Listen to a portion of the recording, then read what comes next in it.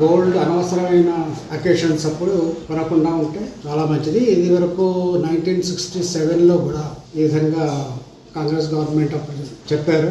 తర్వాత 2013లో కూడా చెప్పారు. కాబట్టి ఇది కొత్త కాదు. దేశం క్రైసిస్లో ఉంది కాబట్టి, యుద్ధాలు జరుగుతున్నాయి కాబట్టి మనకి పెట్రోల్ రావడం కొంచెం ఎక్కువ ధరల్లో వస్తున్నది, రావడం కొంచెం క్వాంటిటీ కూడా తగ్గుతున్నది కాబట్టి ఇది ఇంపార్టెంట్.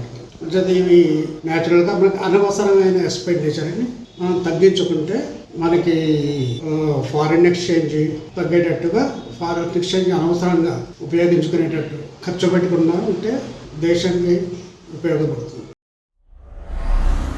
భారత ప్రధాని శ్రీ నరేంద్ర మోదీజీ గారు దేశ ప్రజలను, తెలంగాణ ప్రాంత ప్రజలను ఉద్దేశించి మాట్లాడుతూ ప్రజలు పెట్రోలు, డీజిల్, ఇతరత్ర వాటిని మితంగా వాడాలని, అదేవిధంగా భారత ప్రజలకు బంగారం అంటే ఎక్కువ మక్కువ కాబట్టి ఈ 2 సంవత్సరాలు బంగారాన్ని కొనొద్దు అని చెప్పడం, అదేవిధంగా బయటికి వెళ్లేటప్పుడు కార్లు ఉన్నవాళ్ళు దాంట్లో ఫుల్గా చేసుకుని వెళ్లడం, ప్రత్యేకంగా రాష్ట్రంలో ఉన్నటువంటి మెట్రో గాని, ట్రైన్లు గాని వాటిని అధికంగా ఉపయోగించి మనము ఏదైతే పెట్రోల్, డీజిల్ వీటి మీద ఆధారపడి ఉన్నామో దానిని అధిగమించే దిశగా మన జీవన ప్రమాణాలు ఉండాలి.